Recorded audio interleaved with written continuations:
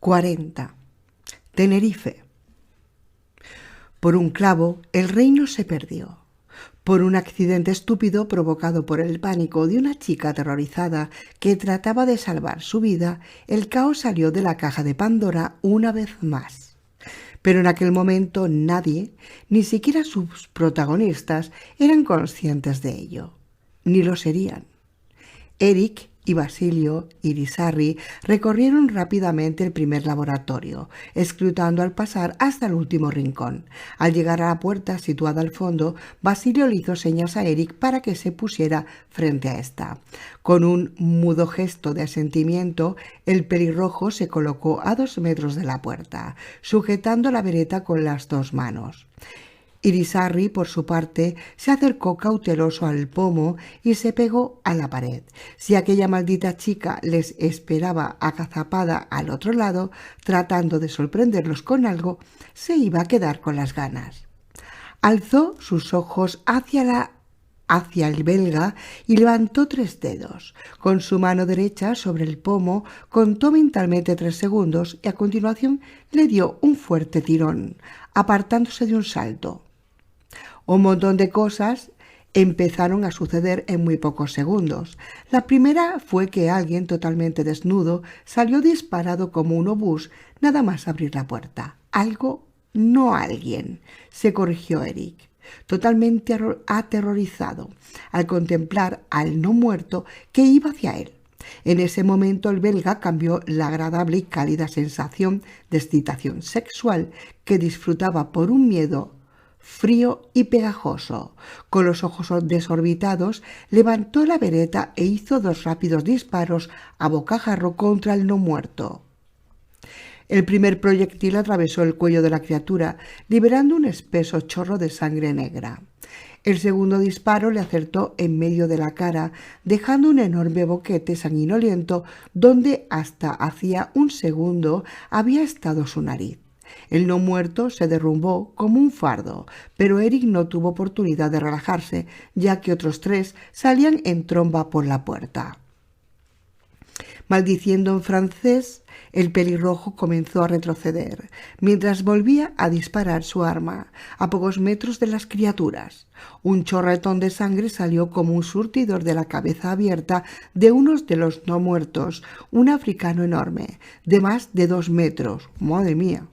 Así sería de grande, y salpicó la visera plástica del casco de su traje de aislamiento, cubriéndolo por completo. Eric pasó la mano enguantada por la visera, pero el resultado fue aún peor, ya que la empañó del todo. Una mano como una garra le sujetó el brazo. A ciegas, el belga se giró y descargó un golpe seco con el codo contra algo, mientras disparaba a ciegas contra otro bulto que se le acercaba. De repente notó como algo le aferraba una rodilla detrás y justo al mismo tiempo un dolor intenso, como una quemadura, le subía desde la pantorrilla. Girándose, el belga disparó 2 veces contra el no muerto, que, después de rodear la mesa, le había sorprendido por la espalda. El sudor corría a chorros por su cara y la temperatura dentro de aquel condenado traje aislante parecía haber aumentado 1.000.000 de grados, más o menos. Además, la maldita visera empapada de sangre no le permitía ver más que un estrecho ángulo justo enfrente de él. De ahí que aquel cabrón hubiese podido sorprenderlo desde atrás. Un aullido desgarrador le heló la sangre. Arrinconado contra una esquina, Basilio Irizarry, desarmado, se enfrentaba a 2 no muertos que le acosaban simultáneamente. El contramaestre, con los ojos inyectados en sangre, lanzaba unos puñetazos que hubiesen podido matar a un buey. Los no muertos no solo no hacían el menor gesto por esquivar los mazazos, sino que ni siquiera parecían notar su efecto. Irizarry lanzó un demoledor uppercut contra él, no muerto de su derecha. La mandíbula de la criatura chasqueó como un cepo oxidado y fragmentos de dientes rotos volaron por el aire. El otro no muerto aprovechó el momento en el que el marinero tenía el brazo extendido para clavar sus dientes en el antebrazo de Basilio. Los colmillos de la criatura perforaron fácilmente el delgado plástico del traje aislante y la fina camisa de algodón del disfraz de enfermero. Basilio se giró como un tornado y le sacudió una patada demoledora que hubiese merecido la aprobación del mismísimo Chuck Norris. La criatura, caída como una tortuga boca arriba, trató de levantarse de manera torpe, mientras masticaba con fruición un fragmento del bíceps de Irizarry que había quedado en su boca. «Bien, bien», ahora es cuando todos decimos «bien, bien, Irizarry, la has pringado». «Eric», el grito de Basilio era desgarrado. «Ayúdame de una puta vez, joder». El belga, con una expresión ausente en el rostro, disparó contra el no muerto del suelo. La criatura murió del todo con la mandíbula a medio cerrar y un trozo del brazo de Irizarry asomando de su boca, como una pequeña lengua rosada y juguetona. Aquella imagen, incluso en medio de aquella situación, arrancó una sonrisa sádica del rostro del pelirrojo. Los dos últimos no muertos estaban en ese momento totalmente bocados sobre Basilio y uno de ellos, o el propio Basilio, esto Eric nunca lo sabría, le había arrancado el casco del traje. El belga disparó 2 veces sobre uno de ellos, que se derrumbó como un monigote de trapo, pero el otro fue más rápido y clavó sus dientes en el cuello del contramaestre. «Bien, bien, bien». Con un rugido ahogado, Basilio Irizarry hizo un último esfuerzo y lanzó el cuerpo de su agresor por encima de la mesa, arrastrando a su paso un montón de probetas, matraces y microscopios que se estrellaron en el suelo con un estruendo enorme. Eric aprovechó ese momento para vaciar las 2 últimas balas de su bereta sobre el cuerpo retorcido del no muerto. Con la velocidad de una cobra, se giró de nuevo, pero ya no quedaba nadie en pie en el laboratorio, excepto él. Un total de 6 no muertos yacían en el suelo con las cabezas reventadas por sus disparos. Basilio Irizarry se había dejado resbalar lentamente y yacía sentado en el suelo con la espalda apoyada contra la pared. Eric observó fascinado cómo de la herida de su cuello salían chorros de sangre a impulsos regulares, cada vez que el corazón de Basilio latía. «Eric». La voz de Basilio sonaba extrañamente encharcada. Un grumo de sangre roja asomaba de su boca y le resbalaba por la comisura de los labios hasta el cuello, donde se fundía con el reguero que salía de entre sus dedos apretados. «Eric, ayúdame a levantarme». «No puedo. Eric». El belga se señaló el casco del traje y por signos le indicó que no le oía. Luego meneó la cabeza y levantó la mano despidiéndose de Irizarry. «No, puedes, cabrón», gorjeó Basilio. «Sácame». «No te puedo oír bien, Basilio», dijo Eric desde dentro del casco. «Y no sé si tú me oyes bien a mí, pero esto ha dejado de ser divertido. Estoy cansado. Estoy caliente, me apetece una cerveza fría y opino que esa zorrita tuya debe de haber sido devorada por estas bestias. Además, por si no te has dado cuenta, creo que te estás muriendo, ¿sabes?» El corpulento contramaestre le miraba fijamente desde el suelo, sin decir nada. A cada latido de su corazón, un puñado de vida se le escapaba por la espantosa herida del cuello. Eric chasqueó los labios y sacudió de nuevo la cabeza. «Tengo que irme, amigo», dijo mientras agachaba y colocaba la bereta descargada en la mano libre de Basilio sin dejar de parlotear alegremente. «No quiero que pienses que me largo sin más o que no me preocupo por ti, en serio. Te dejo esto de recuerdo. Cuando alguien llegue aquí es mejor que piensen que tú eres el responsable de este estropicio y no yo». Miró a su alrededor con la expresión apenada de alguien que ve el jardín de su casa arrasado por una noche de juerga loca. Saluda a Satanás de mi parte, viejo, dijo, dedicándole una última mirada a Basilio antes de girarse y volver hacia la esclusa de descontaminación. Cuando pulsó el interruptor de apertura, oyó el chasquido apagado del percutor de la vereta. Se giró y vio cómo Basilio, haciendo un último esfuerzo, había levantado la pistola y la apuntaba directamente. El antiguo contramaestre contemplaba la pistola descargada de su mano en la expresión derrotada de alguien que acaba de descubrir que le han estafado. «Somos bestias rabiosas, Basilio», dijo Eric, con voz queda, aun sabiendo que el agonizante marinero no podía oírle. «Nos volvemos unos contra otros a la mínima oportunidad, pero no podemos evitarlo. Mira incluso estas putas islas. ¿Qué es lo primero que hicieron los supervivientes cuando se organizaron? Empezar a matarse entre ellos. Estamos al borde de una puta guerra civil. Si crees lo que dicen los medios, esos malditos monstruos nos han robado la poca humanidad que nos quedaba. Así que tú al menos podrías intentar morir con dignidad. Joder». La puerta se abrió a sus espaldas, haciendo una parodia de saludo militar, y se metió dentro de la cabina. Los ojos de Basilio, nublados por la muerte, le siguieron, cada vez más desenfocados. «Te fastidias por mala persona». Su cerebro, sin oxígeno, se moría, pero por sus venas ya corrían millares de diminutos seres que aprovechaban el calor de su cuerpo para agonizarle y para multiplicarse de forma explosiva.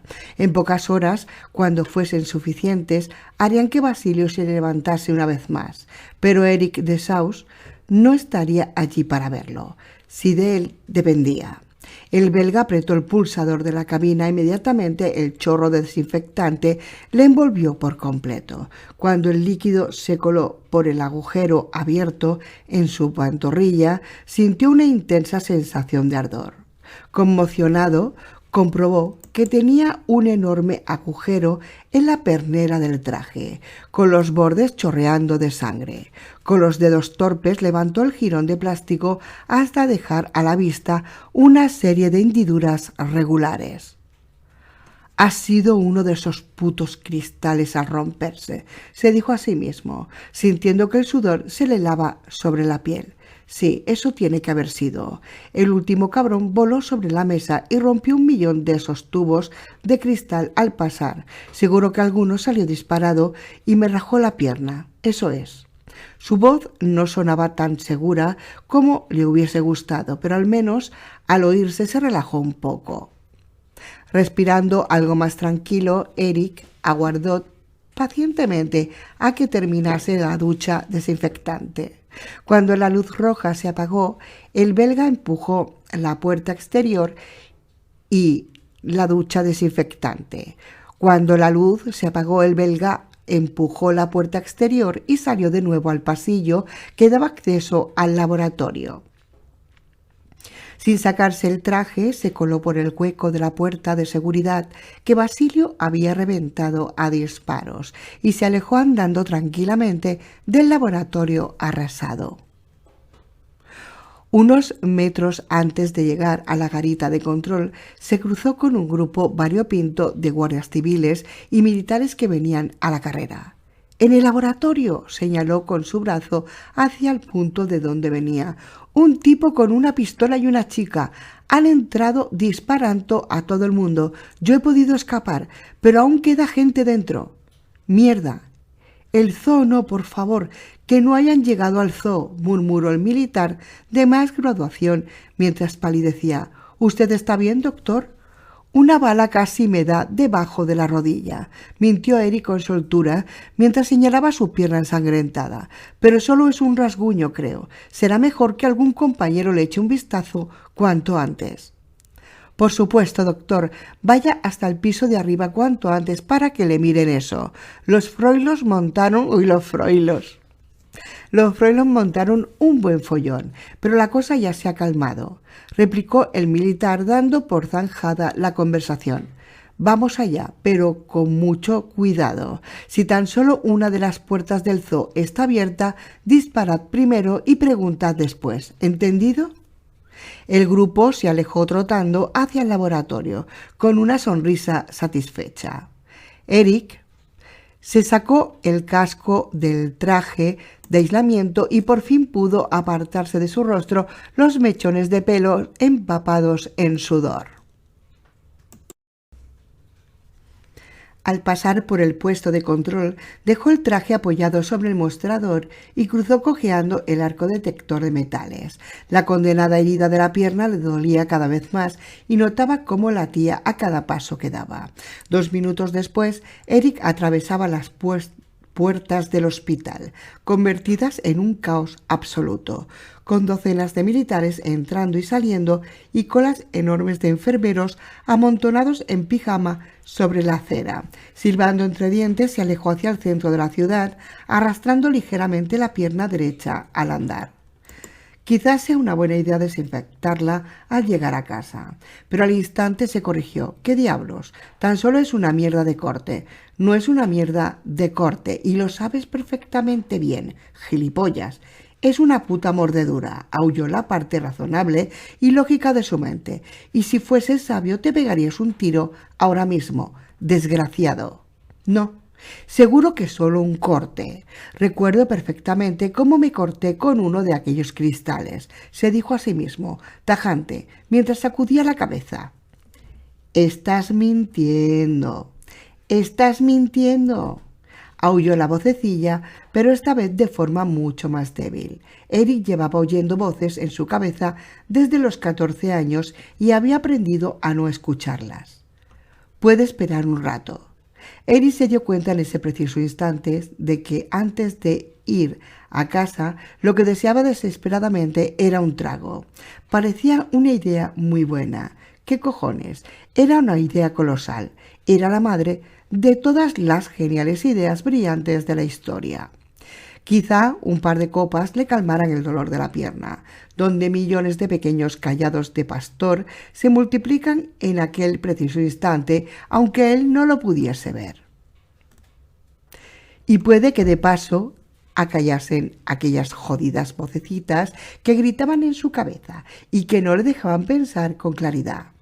Y además, quizá deshiciese la bola de hielo en el que se había transformado sus testículos. ¿Qué coño? Valía la pena intentarlo. Por un clavo, el reino se perdió.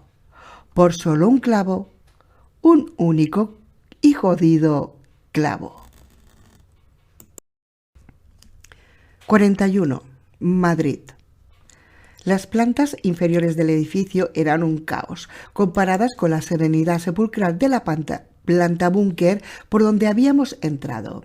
Aquella parte no había sido transformada de forma apresurada en un centro de mando como otras plantas, sino que aún presentaba la estructura y aspecto original del hospital. Víctor y yo caminamos en silencio, hombro con hombro, mientras en nuestras cabezas se agolpaban los recuerdos del día en que nos colamos, exhaustos y casi agonizantes, en el hospital Mellocheiro. Era como volver a la escena del crimen. Nuestro pequeño grupo se abrió camino rápidamente. Tan solo nos deteníamos en algún punto para que Tang pudiera echar un vistazo apresurado a su plano del edificio, y a continuación seguíamos adelante a toda velocidad.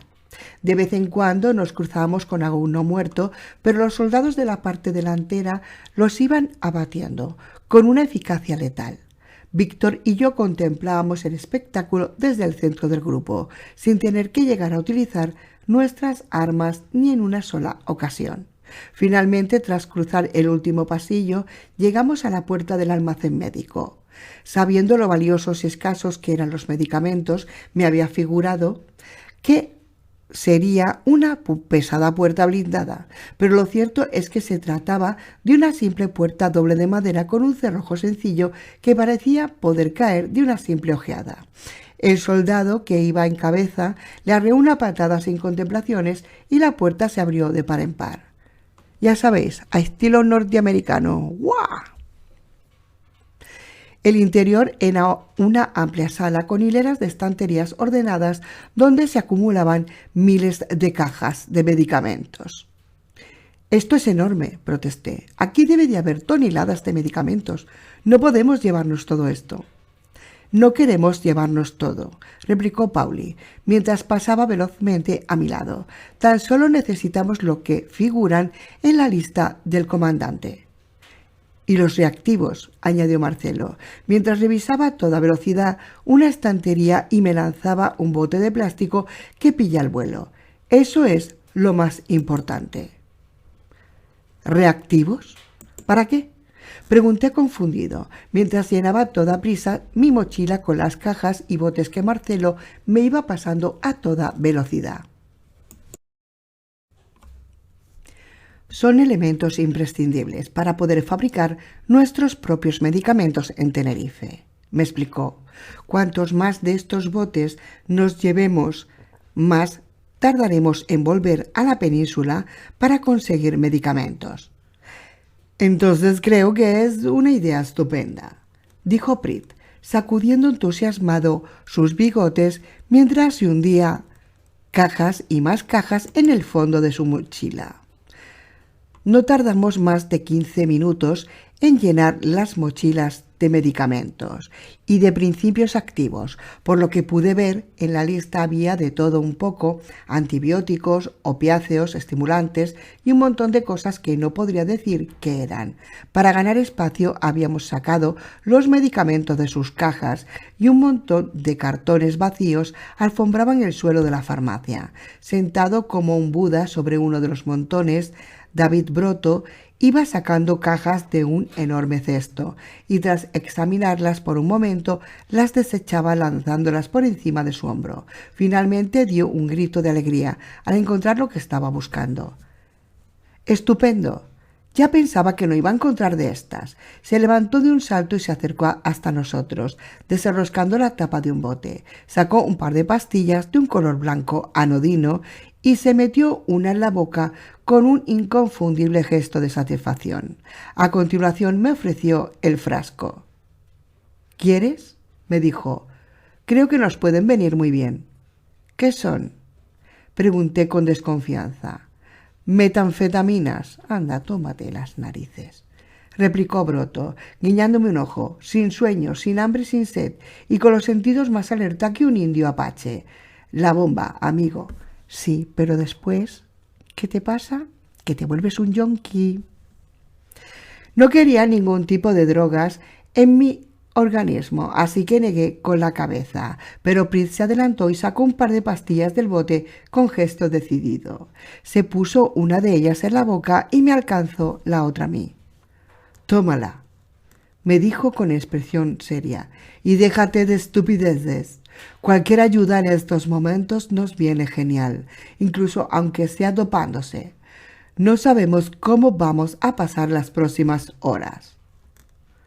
Comprendí la lógica del ucraniano y me tragué la píldora que me ofrecía. No noté ninguna sensación en el momento, pero supuse que los efectos tardarían un rato en aparecer. Me levanté mientras me colocaba la mochila en la espalda. Pesaba bastante más de lo que había pensado y resoplé cuando Prit me pasó la linterna y la clock que había dejado apoyadas descuidadamente en el suelo. «Esto pesa 1 tonelada», protesté. «Voy a estar sudando como un toro dentro de 5 minutos». «No seas gallina», dijo alegremente Víctor, mientras echaba al hombro su mochila, tan llena como la mía. «Mi tía Ludmila levantaba todas las semanas 40 o 50 sacos de patatas de este tamaño en la procesadora del kolkhoz donde trabajaba. Claro que mi tía Ludmila pesaba 115 kilos, tenía un ojo de cristal y era fea como una pesadilla», apostilló pensativamente el ucraniano, que sin ningún tipo de pausa se lanzó a contar una delirante historia sobre su tía Ludmila, un pajar incendiado y una vaca lechera atrapada en un pozo de barro. Escuchando el parloteo incansable de Víctor sobre su familia, me pregunté si aquello sería un indicio de que la metanfetamina empezaba a hacer efecto. Recé para que no fuese así, porque de lo contrario me veía estrangulando a mi amigo en menos de 10 minutos. Entonces, mi primo Sergei, que todavía estaba desnudo, salió por la ventana con un asadón y... estaba diciendo Víctor, cuando sonaron 2 disparos al otro lado de la línea de estanterías. En menos de un segundo el ucraniano cesó su alegre cháchara, con un gesto seco amartilló su HK y se deslizó sigilosamente hacia el lugar donde habían sonado las descargas. Yo traté de seguirle, medio sepultado por la mochila, mientras Marcelo se desembarazaba a toda velocidad de la suya para poder manejar el MG3 con más comodidad. Llegamos hasta la puerta justo cuando sonó una nueva ráfaga de fusil y oímos gritos de alerta. 3 legionarios trataban de contener a un grupo de no muertos que había aparecido en la entrada de la farmacia. Aquello significaba que se nos había agotado el tiempo. Nuestra presencia en el edificio ya no era un secreto. Toda la estructura retumbaba mientras cientos de criaturas aullaban, golpeaban las paredes o subían torpemente las escaleras hacia nuestra posición. Se estaban concentrando atraídos por nuestra presencia y en un instante aquello sería un hervidero de criaturas. «¡Tenemos que salir de aquí!», oí que gritaba uno de los sargentos. «La única posibilidad es llegar hasta la planta baja», rugió Tan, tratando de hacerse oír por encima del tableteo de las armas de fuego. En las fotos del satélite se veían unos cuantos blindados aparcados al otro lado de la explanada de detrás del edificio. «Tenemos que llegar a ellos y largarnos a toda velocidad. ¡Vamos! ¡Vamos!». Sus palabras nos dieron alas. Galvanizados, formamos un compacto grupo y comenzamos a andar hacia el hueco de las escaleras. Cada pocos metros un grupo de no muertos surgía de repente, salidos de ninguna parte, pero la disciplina de fuego de los soldados que encabezaban la marcha era perfecta. Y aunque de manera desesperadamente lenta, íbamos ganando metros. Si nos hubiésemos encontrado en un espacio más amplio, no habríamos tenido ninguna posibilidad. Pero encerrados dentro del edificio, la propia estrechez de las escaleras era nuestra mayor aliada. Las criaturas tan solo nos podían atacar por delante o por detrás, y no más de 2 o 3 a la vez, todo lo cual jugaba a nuestro favor. Acurrucado en el centro del grupo, me concentraba en no perder el paso ni tropezar con ninguno de los cuerpos sin vida que íbamos dejando como un reguero a nuestro paso. El tableteo de las armas de fuego, rebotando dentro de los estrechos límites del edificio, era tan ensordecedor que nos había dejado prácticamente sordos a todos. Cada vez que uno de los soldados que marchaba al frente necesitaba munición, se veía obligado a volverse y golpear el hombro del que iba detrás, ya que era imposible oír nada. Broto y yo les alcanzábamos cargadores como posesos, mientras que detrás de nosotros uno de los sargentos y Pauli hacían virguerías, tratando de llenar los cargadores vacíos con munición que sacaban de una mochila, sin dejar de caminar. El resplandor anaranjado de los disparos teñía la oscuridad de un color espectral, mientras los haces de las linternas oscilaban locamente de un lado para otro. El aire olía a pólvora, sangre y sudor. El legionario que iba delante de mí se giró para pedirme un cargador. Justo en ese momento un no muerto apareció de detrás de una esquina, rodeó su cuello con sus brazos y lo arrastró fuera del grupo. Oí el grito desesperado de aquel muchacho, pero antes de que nadie pudiese hacer nada, la criatura había clavado sus dientes en el brazo del infortunado soldado. Sin disminuir el paso, Tank levantó su pistola y disparó una ráfaga de tiros contra el no muerto, que cayó desplomado a sus pies. A continuación giró el cañón de su arma contra el soldado herido. «¡No!», fue lo único que le dio tiempo a gritar a aquel pobre diablo antes de que Tank le volase la tapa de los sesos. Me quedé helado. El hecho de saber que aquel hombre estaba condenado desde el momento en que lo habían herido no me había preparado para la brutal reacción de Tang. Era la única alternativa posible y con toda seguridad la más humanitaria para el soldado, pero aún así sentí la sangre que se escapaba de mi cara. Es que es lo único que se puede hacer. Tang ha hecho lo correcto. Un disparo a la cabeza y quitarle el sufrimiento. Es lo que se tiene que hacer. Tang se inclinó hacia mí y me dijo algo, pero ensordecido por los disparos no pude entender ni una sola palabra de lo que decía. Un pitido agudo se había instalado a vivir en mis tímpanos, e incluso las detonaciones sonaban amortiguadas, como si hubiese una tonelada de algodón en mis orejas. Alguien me empujó desde atrás y antes de que me diese cuenta estaba en la vanguardia del grupo ocupando el sitio del soldado caído. 3 no muertos se balanceaban a pocos metros de nosotros. Marcelo, situado a mi derecha, llevaba la MG3 cruzada a su espalda. Era imposible utilizar aquel arma de enorme retroceso sin apoyarla previamente en algo, a no ser que el tirador fuese un auténtico Hércules y disparaba su pistola con sangre fría contra todo lo que se nos cruzaba en el camino. A mi otro lado, el sargento veterano de la cicatriz en el cuello se inclinó hacia mí y me gritó algo. No me hacía falta oírle para saber qué era lo que me quería decir. Apretando los dientes, levanté el HK y comencé a disparar. No imagino, chicos y chicas, el retroceso que puede tener la MG3 esa, ¿eh?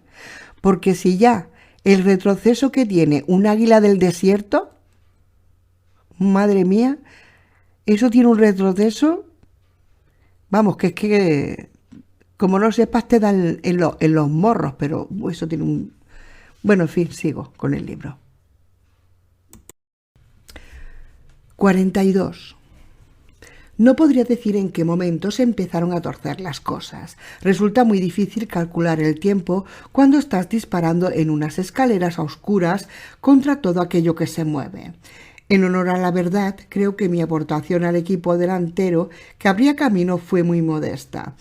La mayor parte de las veces, tanto Marcelo como el viejo sargento ya habían liquidado a los no muertos antes de que ni siquiera me diese tiempo para apuntar. Sin embargo, en aquella zona del edificio en la que nos encontrábamos parecía haber menos criaturas, ya que nuestro avance era cada vez más rápido. Posiblemente el sonido de los disparos, al rebotar por los infinitos recovecos de las escaleras y pasillos, crease un estruendo demasiado grande para que los no muertos nos pudiesen situar con facilidad. En todo caso, y fuera lo que fuese, resultaba una bendición. En los últimos 5 minutos habíamos consumido prácticamente la totalidad de la munición no defectuosa que nos quedaba. Algunos de los soldados ya se habían deshecho de sus fusiles, una vez vaciados los cargadores, y se aferraban a sus pistolas de mano con la desesperación de los náufragos pintada en los ojos. «¡Cargadores! ¡Un maldito cargador, joder!», gritó Marcelo a mi lado. «Tenga». Broto, sudando profusamente, le alcanzó un cargador, mientras añadía con voz temblorosa: «Es el último». Para asegurarse de que el argentino le había entendido bien, le hizo un gesto inconfundible con las manos vacías. Me giré hacia él con la incredulidad pintada en el rostro. Aún nos quedaba un tramo de escalera por bajar y después recorrer toda la planta baja hasta la salida de la plaza donde supuestamente estaban aparcados los blindados. Sin más munición no podríamos llegar ni a la puerta del edificio. Mi mirada se cruzó con la de Tang, que caminaba en el extremo derecho de la columna, cerca del final, donde Víctor y el otro sargento cubrían nuestra retirada, manteniendo a raya los pocos no muertos que pudiesen aparecer.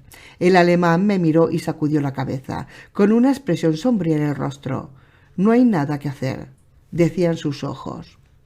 Y justo En ese instante, como si los dioses se apiadasen de nosotros o por el contrario, quisieran que nuestro sufrimiento se prolongase un poco más, el tramo de escalera desembocó en un rellano con una ventana. Era una ventana alta y mugrienta que solo dejaba entrar un cuadrado de luz turbia, pero una ventana al fin y al cabo. Por señas se le indiqué a Tan. «Estamos en un primer piso», grité, sin saber si sería oído. «Salgamos por ahí, no puede estar muy alto».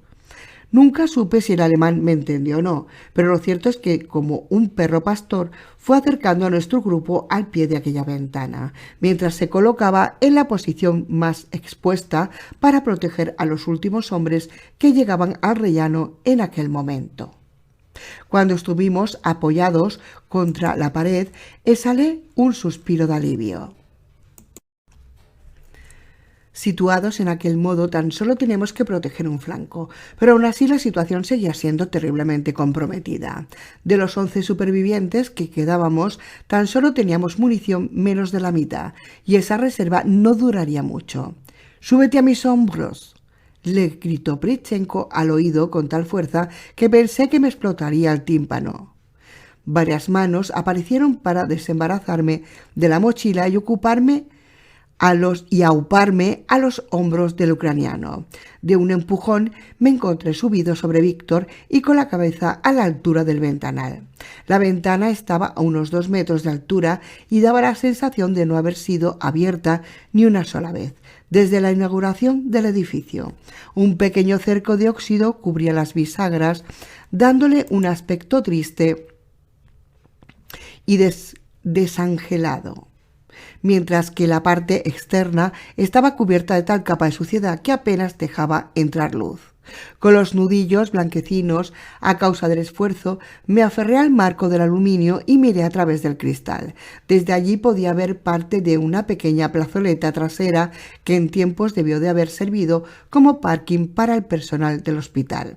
En el suelo aún se distinguían las rayas de pintura que delimitaban las plazas, pero la arena, la ceniza y las grietas que habían ido apareciendo en el cemento les daban en aquel momento un aspecto embrujado.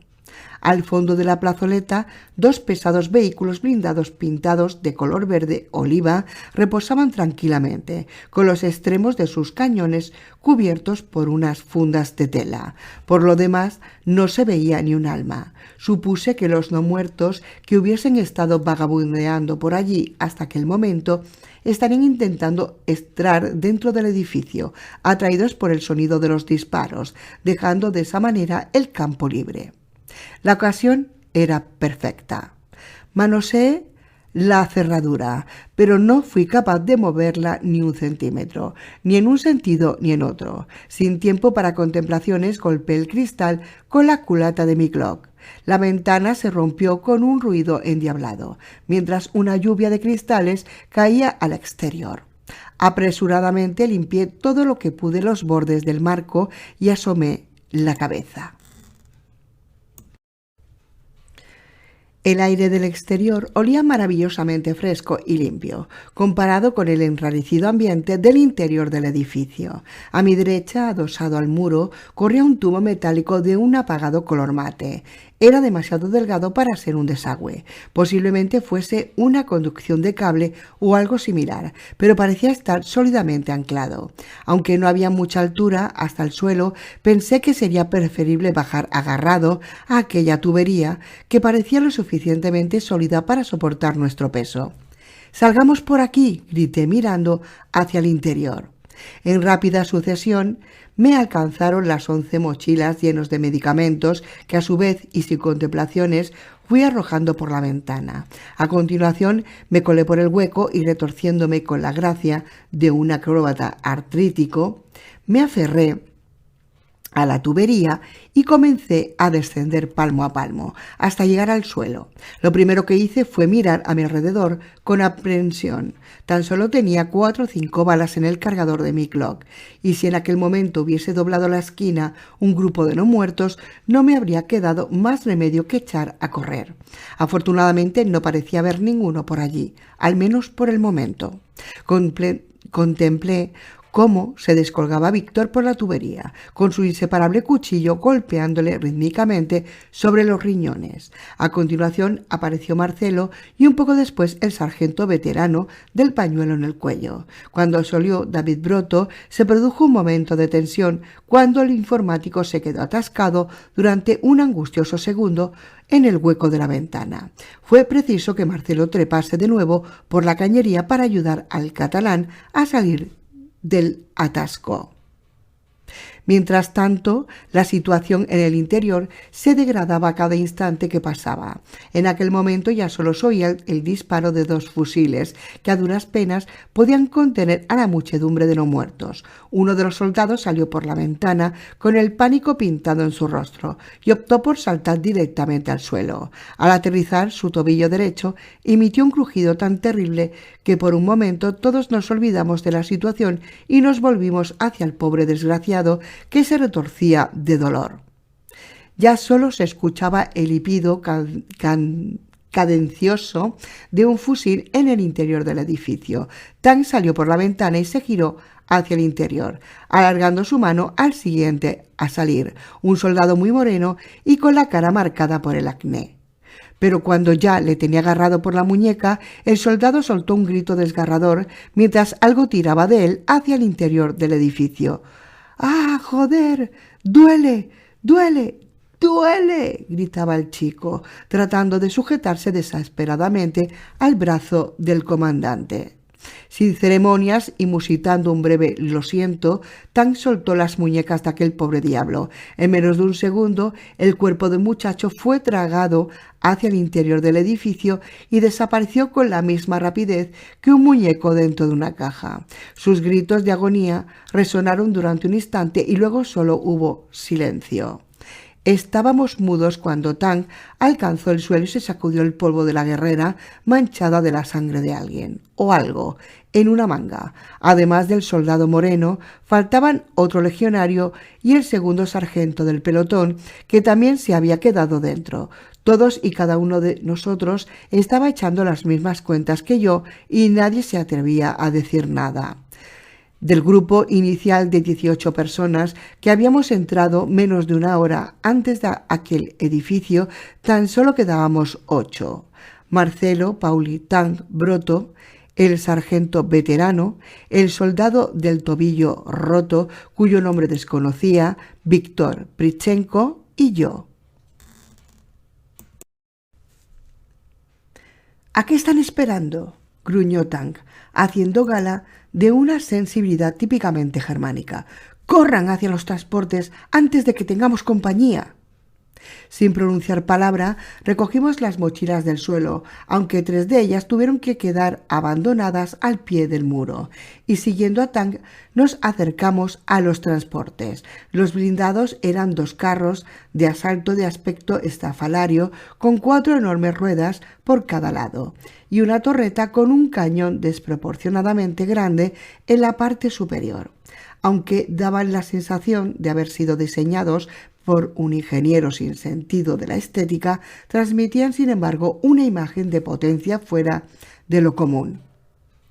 «¿Qué clase de trasto es este?», pregunté, mientras trataba de recuperar el aliento. «Un centauro», dijo el sargento veterano, mientras se desataba el pañuelo del cuello y se lo pasaba por la frente. «Un blindado ligero de reconocimiento. Pese a lo feo que le pueda parecer, es un trasto formidable. Tuve uno de estos bajo mi mando en Bosnia, hace años. Si es capaz de sacarnos de aquí, para mí ya es el más formidable del mundo», murmuré, sin compartir el entusiasmo del militar que por aquel montón de acero. «¿Cree que funcionarán?». «Oh, seguro», respondió el sargento con una sonrisa, mientras se encaramaba al blindado y abría la escotilla de acceso. «Estos trastos son muy robustos. Si tiene algo de combustible, seguro que funcionará». Mientras el militar se inclinaba sobre los mandos del vehículo tratando de ponerlo en marcha, me acerqué hasta Víctor. El ucraniano estaba sudoroso, pero no parecía cansado. Yo, por mi parte, me hice la enésima promesa de dejar de fumar, mientras trataba de recuperar el aliento. «¿Por qué crees que los dejaron aquí?». Pregunté entre inspiración e inspiración. Buena pregunta, replicó Prit. O bien estos trastos no arrancan, o bien consideraron que no valía la pena llevárselo. ¿Por qué dices eso? Míralos, señaló Prichenko. Tienen un cañón tan enorme como inútil en esta situación. Y además, dentro de ellos no deben de caber más de 4 tripulantes. Y muy apretados. Realmente, en caso de evacuación, el lado de un autobús o al lado de un camión del ejército no son muy valiosos, que digamos. Si tenían pocos conductores, es bastante lógico que los dejasen atrás. Espero que tengas razón, murmuré, esperanzado. En ese momento el motor del Centauro soltó un carraspeo asmático seguido de una serie de jadeos mecánicos. Al fin, entre una increíble nube de humo negro, el motor del blindado cobró vida con un espectacular rugido mientras el sargento le daba unos vigorosos acelerones. «¡Listo!», gruñó el suboficial satisfecho, asomando la cabeza por la escotilla del conductor. «¡Vámonos de aquí!». Entusiasmado recogí mi mochila del suelo para subirme a nuestro vehículo. Ya estaba medio encaramado en el blindado cuando Broto emitió un ruido ahogado mientras abría los ojos como platos. «Va a ser que no, sargento», oí que decía Pauli. «Salga del blindado y que pueda ver sus manos. Vamos». Estupefacto, levanté la cabeza. Pauli apuntaba al sorprendido sargento con su HK, mientras Marcelo a su lado sostenía la MG3 apuntada hacia nosotros desde la torreta del Centauro. Por su parte, el soldado del tobillo roto se acercó cojeando hasta nosotros y lentamente nos desarmó uno a uno, arrojando nuestras armas al interior del vehículo. «No se enojen, señores». La voz de Marcelo, suave y fría como una daga, sonó con claridad. «Pero ustedes se quedan aquí».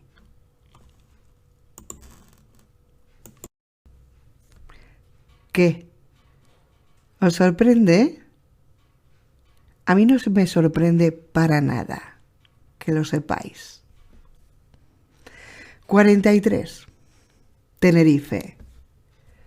¿Quién eres? ¿Cómo has llegado hasta aquí? La voz llegaba amortiguada por el pesado traje protector. Oye, no llevas puesto el traje de aislamiento. No puedes entrar aquí sin él. Lucía se dio cuenta y se dio la vuelta al oír la voz apagada a sus espaldas. Al girarse vio a una mujer de unos 50 años de edad que la escrutaba fijamente desde el interior de la visera de un traje bacteriológico. La mujer sostenía una bandeja de probetas en una mano y una tablilla de anotaciones en la otra y permanecía de pie al lado de un microscopio. «Estás herida», dijo de pronto la mujer, con voz alarmada, mientras señalaba la pernera ensangrentada del uniforme de enfermera de Lucía. «Esto es una zona de aislamiento. Puedes contaminarte». Antes de que Lucía pudiese pronunciar una palabra, una serie de disparos rápidos sonaron desde el otro lado de la puerta. Ambas oyeron una serie de gruñidos y ruidos de golpes, puntuados por más disparos. En un determinado momento se oyó la voz atronadora de Basilio Irizarry gritando: «Eric, ayúdame de una puta vez», y después tan solo el silencio. La mujer del traje se acercó a la puerta y pegó su cabeza a la pequeña ventana ovalada del centro. Lo que vio la hizo dar un respingo y apartar la cabeza de forma brusca. «Están fuera. Los no muertos están fuera. Hay 6 cubículos abiertos». Se giró hacia Lucía, con los ojos relampagueantes de ira. «¿Los has soltado tú? Contesta». «Tranquilícese, ¿vale?», replicó la joven, sin amedrentarse. «Ahí fuera hay 2 tipos que...». «No creo que quede mucha gente ahí fuera, por lo que veo», murmuró la mujer mientras se dirigía a toda prisa a uno de los ordenadores. Tras teclear un código, una sirena comenzó a sonar insistentemente. Otro médico, también vestido con un traje biológico, asomó la cabeza del despacho contiguo. Parecía confundido por la alarma y llevaba una pistola en la mano. «Eva, ¿qué diablos pasa?», preguntó. Cuando su mirada se posó en Lucía, sus ojos abrieron como platos. «¿Quién es?». «No lo sé. respondió la mujer que atendía el nombre de Eva, volviéndose hacia Lucía. Pero es una buena pregunta. ¿Quién eres, chica? Me llamo Lucía y trabajo en este hospital, contestó atropelladamente. Hay docenas de personas disparando por todas partes en las plantas de arriba. Es una casa de locos. Hay un montón de muertos y heridos. Unos hombres me han venido siguiendo hasta aquí, tratando de matarme. Han matado a Sor Cecilia. Tienen que ayudarme. Hasta ella misma le sonaba incomprensible lo que decía, pero era incapaz de calmarse después de haber estado a punto de morir. Tranquila, tranquila. Enseguida llegará la gente de seguridad y se encargará de todo. ¿De acuerdo?, dijo Eva mirando a Lucía y poniendo una mano en su hombro. Mientras tanto, ¿por qué no te sientas un rato y te tranquilizas? Lucía sintió instantáneamente una oleada de alivio recorriéndole todo el cuerpo. Estaba a salvo. Todo iba a salir bien. Se dejó caer en una silla, sintiéndose de golpe terriblemente agotada. Se estiró sobre el respaldo, pero al instante notó el escozor del fino corte que se había autoinfligido accidentalmente con el bisturí. Levantó la cabeza para pedirle a aquella gente tan amable un poco de agua oxigenada o algo por el estilo, pero la mujer, que se llamaba Eva, estaba de espaldas justo delante de ella. Fascinada, observó que el visor del casco del otro médico, de pie justo debajo de uno de los focos del techo, reflejaba como un espejo a la mujer. En el momento en que iba a abrir la boca, Eva hizo un gesto que transformó la fascinación de Lucía en un terror. Con una mano señalaba discretamente el arma que sostenía el doctor, mientras que se pasaba la otra por el cuello con un gesto inequívoco. ¿Sabes?, decía en ese momento la mujer, creo que será mejor que esperemos dentro de esa... ¡Ey! ¿Pero qué haces? Lucía había saltado como un resorte y había pasado uno de sus brazos alrededor del cuello de la mujer. Con la otra mano sostenía la hoja del bisturí a la altura de sus ojos. Por un terrible instante se dio cuenta de que no tenía ni la más remota idea de qué hacer a continuación. «Quiero salir de aquí», dijo simplemente tras un segundo de duda. «Ahora». «Tranquilízate, suelta a la doctora Méndez, por favor», dijo el otro individuo con voz temblorosa mientras levantaba el arma. Lucía estaba casi segura de que aquel tipo, probablemente un ayudante o un auxiliar, no se atrevería a disparar. Hay que tener algo especial en la sangre para poder dispararle a otra persona mirándole a los ojos. Le había dicho Víctor una vez. Y Lucía prácticamente estaba convencida de que aquel ayudante no tenía lo que había que tener. Así que, respirando hondo, apretó con más fuerza su brazo en torno al cuello de la doctora. «Quiero salir de aquí, ahora», volvió a repetir, «o te juro por Dios que le rajó el cuello de lado a lado». «Escucha, no puedes salir de aquí», dijo la doctora Méndez con voz entrecortada. «Los sujetos no muertos te han herido en la pierna. Posiblemente te hayan infectado. Es mejor que me sueltes». «Nadie me ha herido en la pierna», indicó Lucía concisa. «Estás sangrando», señaló torpemente el otro médico, como si aquello no fuera una obviedad del tamaño de un elefante. «Me he cortado a mí misma sin querer. Tenía este bisturí en la mano y al entrar he tropezado y me he caído. Entonces me he cortado, ¿entienden?», protestó, pero con pocas esperanzas de que la creyesen. Por supuesto te has cortado tú solita al pasar entre media docena de infectados. Oí esa misma historia en el punto seguro de Valencia 1.000.000 de veces antes de que nos evacuasen», jadeó Eva entrecortadamente. «Oye, ¿me vas a estrangular?» «¿Hay otra salida?», preguntó Lucía, mientras aflojaba un poco su brazo sobre el cuello de la doctora. No era su intención que nadie saliese dañado, pero tenía que escapar de allí. Si creían que estaba infectada, no se hacía muchas ilusiones sobre el tratamiento que le esperaba. «Está la otra esclusa de acceso, la que da a la zona de despachos», contestó el otro médico con voz vacilante, mientras señalaba la puerta que había a sus espaldas. «Maldita sea, Andrés, ¿por qué no te callas de una puta vez?», barbotó Eva furiosa, mientras sus ojos despedían chispas. En aquel instante, aprovechando que Lucía había aflojado su brazo, la doctora impulsó bruscamente su cabeza hacia atrás, al borde trasero del casco golpeó con fuerza a Lucía en la frente y por un instante lo único que pudo ver fueron un montón de manchitas de colores bailando delante de sus ojos. Aquella era la oportunidad que la doctora Méndez había estado esperando. Con un codazo seco en el tórax de Lucía que dejó a la joven sin aire en los pulmones, se deshació de ella y se apartó rápidamente hacia un lado. «¡Dispara, Andrés! ¡Dispara!», gritó. «¡Está infectada!». «No puedo dispararle, Eva», replicó el médico llamado Andrés con voz quejumbrosa. «No puedo. Hazlo tú». «Trae aquí, imbécil», gruñó la doctora Méndez, mientras le arrebataba la pistola a Andrés de un palmetazo.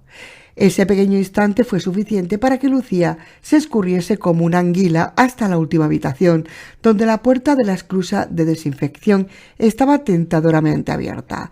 Con un salto se arrojó dentro de la esclusa y cerró la puerta a sus espaldas. Una mano apareció en el último segundo por el quicio de la puerta, agarrando su brazo.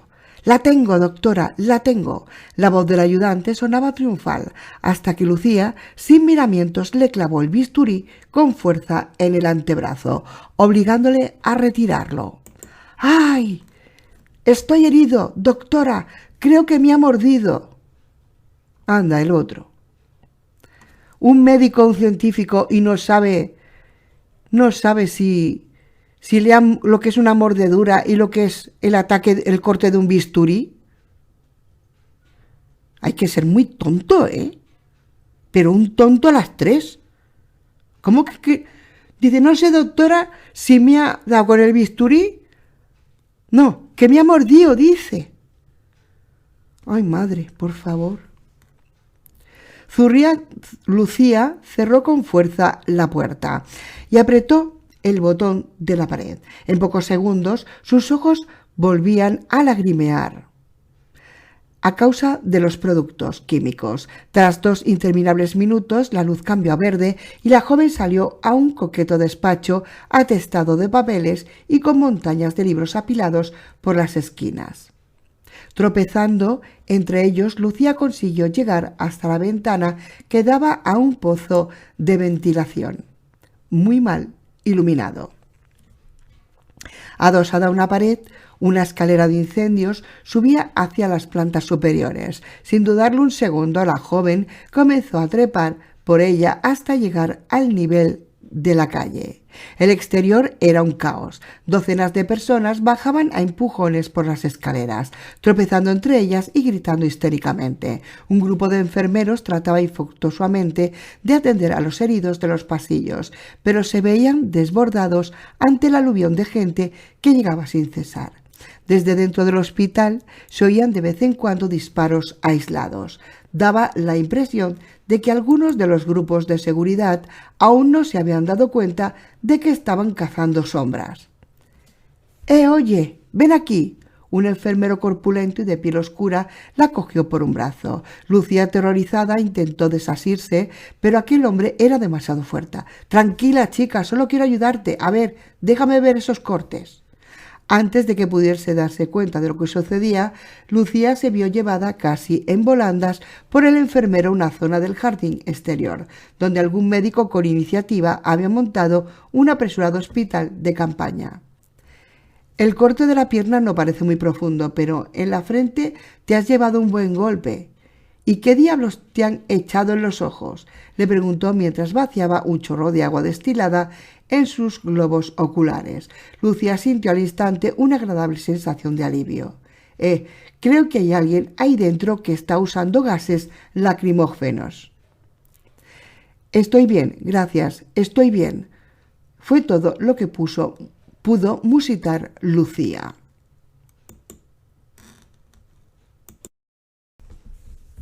«Sí, eso parece. Será mejor que te apartes un poco de este lío, al menos hasta que las cosas se organicen», respondió el enfermero, escrutándola fijamente. En ese instante 2 camilleros apoyaron a su lado una parihuela donde traían a un soldado agonizante con una enorme herida de bala en el pecho. El sanitario concentró entonces toda su atención en el herido y Lucía aprovechó ese momento para escabullirse por un lateral del jardín. Cuando se alejó unos cuantos metros del hospital, se detuvo, mareada, delante del escaparate vacío de una tienda. Contempló su reflejo durante unos instantes, pensativa. Tenía el pelo apelmazado a causa de las duchas de productos químicos y por su ropa parecía haber pasado un huracán. La pernera de su pantalón blanco estaba teñida de rojo a causa del corte y lucía un enorme chichón en medio de la frente, justo por encima de sus ojos congestionados por los ácidos. «No me extraña que la gente me mire», se dijo la joven. «Lo extraño es que no echen a correr espantados. Parezco una yonki a tope de crack». Un grupo de guardias civiles se acercaba en aquel momento al trote por la acera. El primer impulso de Lucía fue acercarse a ellos y contarle lo que había sucedido. Habían asesinado a Sor Cecilia prácticamente delante de sus ojos, así como a Maite. Las autoridades tenían que hacer algo, tenían que capturar a los responsables de aquello. Quizá incluso aún estuviese por allí cerca. Se estremeció al pensar en eso y no pudo evitar echar una mirada atemorizada a su alrededor. Cuando ya empezaba a cruzar la calle, se detuvo súbitamente, asaltada por un tenebroso pensamiento. Si detenía a los guardias y les contaba aquella extraña historia de pistoleros, monjas y no muertos, lo más probable sería que la retuviesen un buen rato, mientras se aclaraba aquel follón, sobre todo con la pinta de colgada que llevas. Y no tenía la menor duda de que en aquellos momentos los médicos del laboratorio, el zoo, le llamaban el zoo, aquel sitio horrible, ya estarían dando a los guardias armados del hospital una descripción detallada de la enfermera de ojos enrojecidos a la que habían herido los no muertos. Y aquellos médicos también habían querido matarla, sin que hubiese hecho nada malo y sin atender a sus explicaciones. Habían querido matarla. ¿Por qué han querido matarla? Porque son unos psicópatas, así de claro. ¿Por qué?, se preguntó, al borde de las lágrimas. ¿Por qué? Porque te tienen miedo, estúpida, porque les aterroriza que el virus se desate de nuevo y creen que tú puedes ser la puerta al infierno. Pero yo no he hecho nada, protestó, nada, y ni siquiera me he acercado a los no muertos. ¿Te crees que eso le importa a alguien?, rió amargamente la voz de su cabeza. Ahora sé buena chica y sal de aquí a toda velocidad, por tu bien. Sin atreverse a levantar la mirada, Lucía pasó de largo, al lado de los guardias civiles. El bocinazo de un claxon la sobresaltó cuando un pesado camión militar que llevaba a toda velocidad se detuvo con un crujiente chirrido de frenos en la puerta del edificio. Un grupo enorme de legionarios, pertrechados con armamento pesado, bajó de un salto y se metió a la carrera dentro del hospital. Con un estremecimiento, Lucía les dio la espalda y empezó a correr. Solo en ese instante se dio cuenta de que no tenía a dónde ir. Era una fugitiva.